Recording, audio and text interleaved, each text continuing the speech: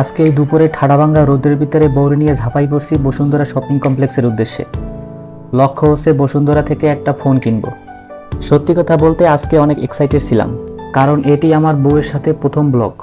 বসুন্ধরা থেকে ফোন কেনার আমাদের তিক্ত অভিজ্ঞতা আপনাদের সাথে শেয়ার করব। আশা করছি ভিডিও শেষ পর্যন্ত আপনারা আমাদের সাথে থাকবেন। ভাইরে ভাই, মারাত্মক আকারে গরম। আমার এখানে বর্তমানে তাপমাত্রা হচ্ছে 40 ডিগ্রি সেলসিয়াসের উপরে। এমন প্রচণ্ড তাপদাহের কারণে ঢাকাতে 3 দিনের রেড অ্যালার্ট চলছে। আমরা না হয় রিক্সাতে একটা ছাউনি নিচে আসি, এই রিক্সাওয়ালা মামারে দেখেন রৌদ্রে বেচারা কি কষ্টটাই না করতেছে।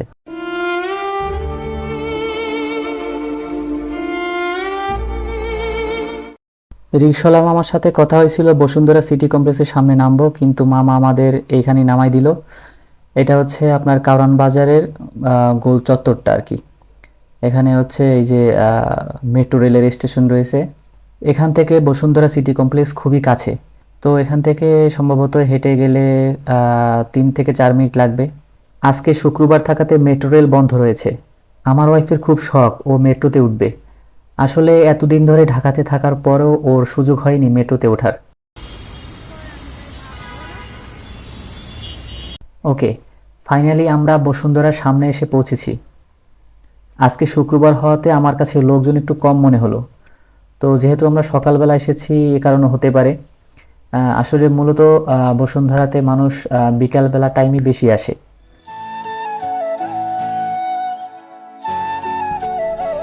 ওহ, এখানটাতে কিছুটা স্বস্তি অনুভব করছি। বসুন্ধরা সিটি কমপ্লেক্সের সামনে এই পরিবেশটা অনেক সুন্দর।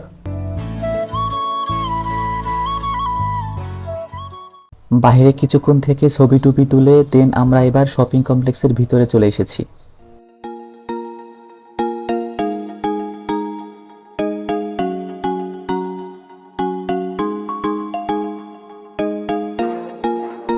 বসুন্ধরা সিটি কমপ্লেক্সের ভিতরটা আসলেই অনেক সুন্দর। এই ভবনটি মোট 21 তলা বিশিষ্ট।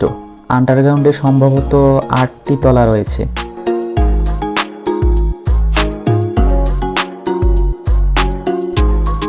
কিছুক্ষণ আমরা এখানে ঘোরাঘুরির পরে আমরা চলে গেছি মাটির নিচে, অর্থাৎ বেসমেন্টে। এখানে আসলেই আপনার চোখে পড়বে শত শত মোবাইল ফোনের দোকান। তো এখান থেকে আমরা একটি ফোন কিনবো। ফোনটির নাম হচ্ছে মটোলা G34। সম্প্রতি এটি বাজারে লঞ্চ হয়েছে। এই ফোনটি কিনতে এসেই আমাদের একটি তিক্ত অভিজ্ঞতার সম্মুখীন হতে হয়েছে। এখানে আসার আগেই একটা শপ ওনারের সাথে আমার কথা হয়েছে যে উনি মটোলা G34 ফোনটি হচ্ছে আমাকে 18,200 টাকায় ফোনটি দিবে। এটি 8128 ভেরিয়েন্টের একটি ফোন।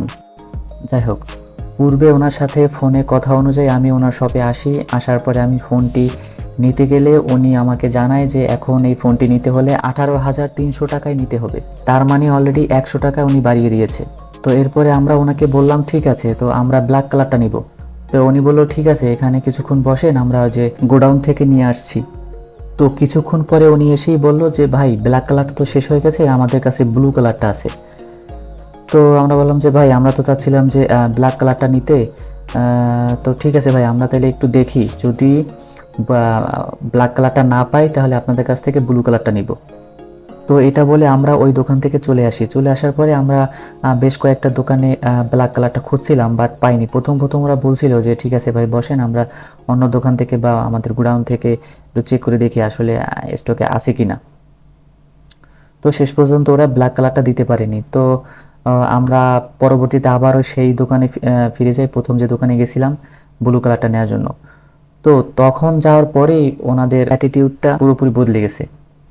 তো ওনারা ফোনের দাম আরও 300 বাড়াই দিছে। বলেছে ভাই, এখন ফোন নিতে হলে 18,500 টাকা লাগবে, 18,500 টাকা লাগবে। তো বললাম যে ভাই, এটা এটা কী করে হয়? কিছুক্ষণ আগেই তো আমরা এসে ঘুরে গেলাম, যে ব্ল্যাক কালারটা পাইলাম না বলে আপনার কাছে আবার আসছি যে আমরা আপনার কাছ থেকেই ব্লু কালারটা নিব। তো ওনারা কোনোভাবেই আমাদের আর ওই যে 18,300 টাকায় ফোনটি দিবে না। ওনারা এখন একদম 18,500 টাকায় দিবে। আসলে ভাই, দোকানদারদের এমন পোল্টিবাজির কারণ হচ্ছে এই ফোনটি বাজারে নতুন লঞ্চ হয়েছে। তো সে কারণে এখনও প্রত্যেকটা শপে অ্যাভেলেবেল না ফোনটি। যাই হোক, তো আমরা ওই দোকান থেকে রাগ করে বের হয়ে এসে অন্য একটি দোকান থেকে আমরা 18,400 টাকায় ফোনটি কিনলাম। বসুন্ধরা সিটি কমপ্লেক্সের মোবাইলের দোকানগুলোর এমন পোল্টিবাজি তাদের কাছ থেকে মোটেও আমরা আশা করিনি।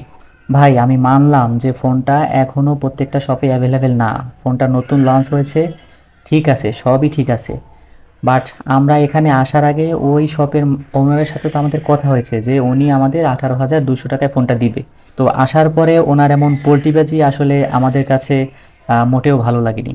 যাই হোক, বসুন্ধরা থেকে ফোন কিনতে গিয়ে আপনার এমন কোনো অভিজ্ঞতার সম্মুখীন হতে হয়েছে কিনা সেটা অবশ্যই আমাদের কমেন্ট বক্সে লিখে জানাবেন। এবং সেই সাথে স্মার্টফোনের জন্য কোন জায়গা ভালো হবে, বসুন্ধরা সিটি কমপ্লেক্স নাকি যমুনা ফিচার পার্ক, এ সম্পর্কে আপনারা আপনাদের মূল্যবান মতামত আমাদের জানাতে ভুলবেন না।